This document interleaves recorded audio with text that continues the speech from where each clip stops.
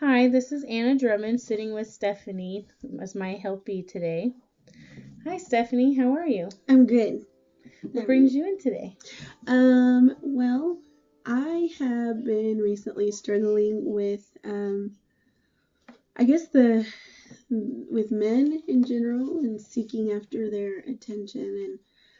And I have recently come to the conclusion that the root of all the issue is the abandonment of my biological father, whom I've never met or spoke to or seen. Okay. And it's been something that's been kind of heavy on my heart and something I have been trying to work through for many years. And it seems that the older I get, when the topic emerges, it's harder to deal with. And I'm wanting to become a more independent and strong person, not constantly looking for attention in the wrong places. Okay, so what I'm hearing is that you feel like you have some possible abandonment issues from not having a father figure in your life, and you want to feel like you're strong and independent without feeling like you have to fill a void. Exactly. Okay. Can you tell me a little bit about what some of your relationships with men may look like? I think in the past 3 or 4 relationships that I've had, all of them, they have found some reason to just not continue with me, just abandon me, to let go of me. And there's always something wrong with me. There's a reason they don't want to be with me anymore. And a lot of times the reasons are kind of like they really have to stretch to find something. And just recently, somebody used the excuse that I was overweight and unattractive because of my weight. And it just makes me feel like there's something always wrong with me. And it makes me wonder, is there something so wrong with me that my biological dad couldn't stick around? Was there something about me he didn't want to be around, to build a relationship with? And that's how basically all of my relationships have been. There's always something wrong with me, and I can't keep a man, and I can't explain why. Yeah. So yeah. Okay, so you feel like you struggle with the question, what's wrong with me? Because not only did your father not stick around in the picture, but even guys that you're in relationships with somehow find something to use against you to be able to leave the relationship. Exactly. What does that do to your image of guys and men? They're unreliable. I feel like they don't know how to commit. They don't really care.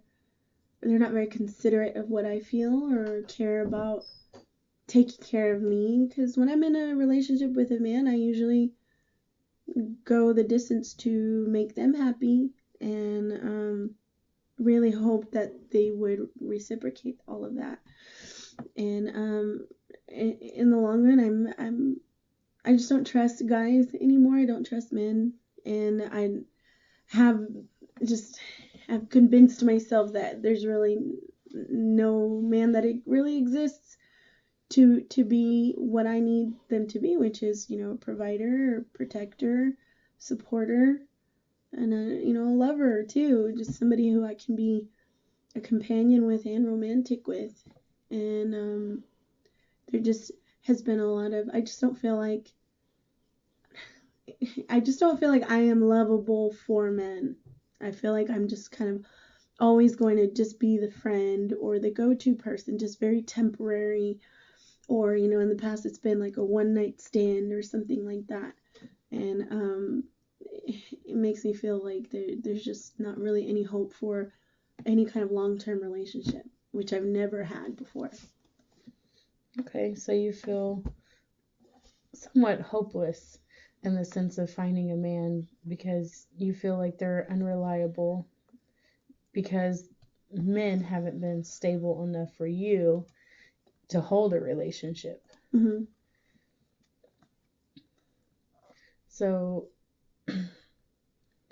what are some things that, like, what are some goals that you have for yourself in helping, I guess, kind of create that stability that you're seeking? Is it something that you feel like a man can do, like too high of expectations, or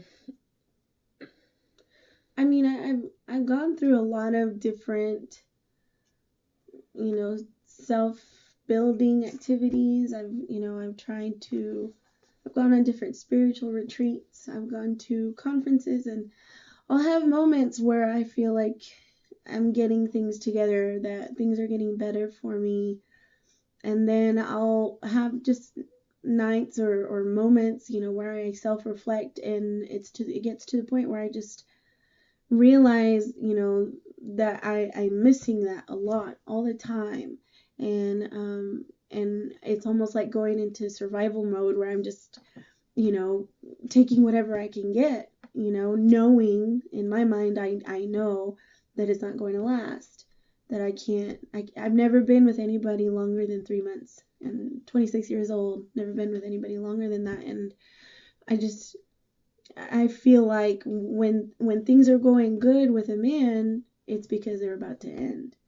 It's because, and that really goes for anything. I feel like anything good that goes on in my life is going to be taken away, or it's going to go away, or I'm going to find a way to destroy it, to sabotage all of it and lose it. And in the end, like, I'm mostly, I've tried blaming other people, but at the end of the day, I'm always the one that I blame. I always blame myself. I'm always the center of every problem. I'm the common denominator in every issue. And there's just something wrong with me.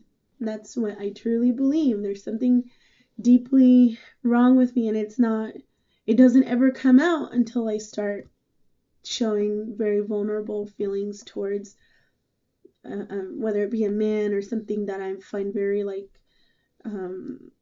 what's the word when you find it very valuable, very a lot of sentimental value towards it.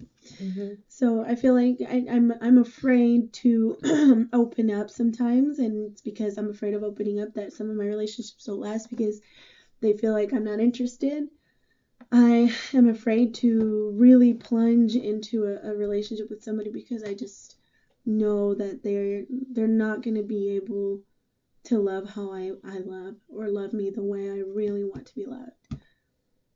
And so I can't say that there's been anything that's been really successful, but I guess to answer your question, some of the things that I try to do is stay very connected to the people that I know love me.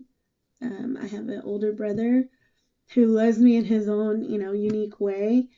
And I have a lot of, I have my pastor. I have my friend John, who's like a brother to me. And so there's a few male figures in my life that I can turn to, and I can rely on them to show me, but it's just because the bad things outweigh the good. It's hard for me to, really see them whenever I'm in the midst of hurting or being hurt. Right. Excuse me. Right. So sorry. Let's get over a cold. So you still somewhat say, like, you feel like you're something's wrong with you, because you said that what it boils down to is something's still wrong with me. Everything goes back to, at the end of the day, what did I do? What did I do to drive that person away? What did I do to fail at that or something? And it's a question that comes within yourself and you reflect on it, but it doesn't seem like there's really a whole lot of room or time for the answer to really arise. And you just focused on, the positive things, which is important. And a lot of times the negative things are going to outweigh the positive things. That's something that we use to really hold on to those things, because those are the things that are, putting life back into and pouring back into you, versus the things that are trying to say, no, you can't do that. And but I think you hit on some very key and important things, in that you think it's all your fault, because there is not stability. You think that, every other failing is your fault, and when it's good, it's too good to be true. You're just kind of waiting for something to fall, and you're bracing yourself for it before it even happens.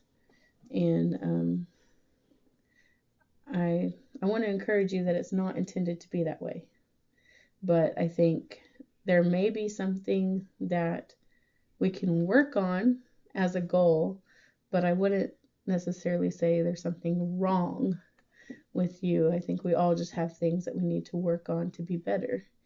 And part of that is, like you said, you have a goal of loving yourself and being independent, and, just learning how to embrace those things more than some of the things that have caused you to keep going in circles, for those voids that you've been cheated out of.